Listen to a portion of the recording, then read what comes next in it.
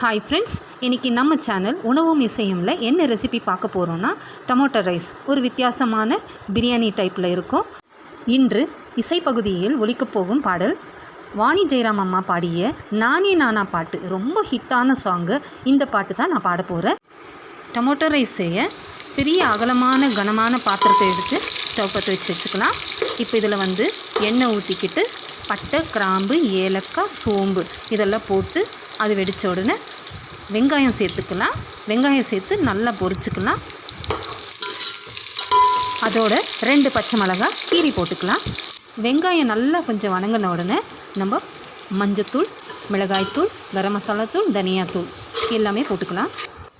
அடுத்தது முழு பூண்டு 1, ஒரு துண்டு இஞ்சி, தக்காளி இதெல்லாம் நல்லா மசியாக மிக்சியில் அரைச்சிக்கணும்.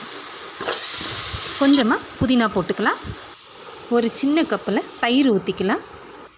மீதமுள்ள அரைச்சி வச்ச தக்காளியும் ஊற்றிக்கலாம். உப்பு போட்டுக்கலாம்.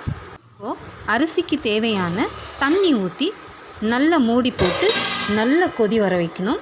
நல்லா தளன்னு கொதிக்கும் போது அரிசி ஊற வச்ச அரிசியை கொட்டிக்கலாம். அரிசியில் இருக்கிற தண்ணி இந்த பக்குவத்துக்கு சுண்டி வரும்போது இப்படி இருக்கணும். இவ்வளோ தண்ணி இருக்கணும்.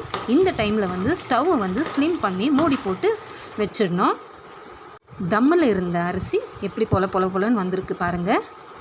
நினைவிலே உருகும் இதயமே இதோ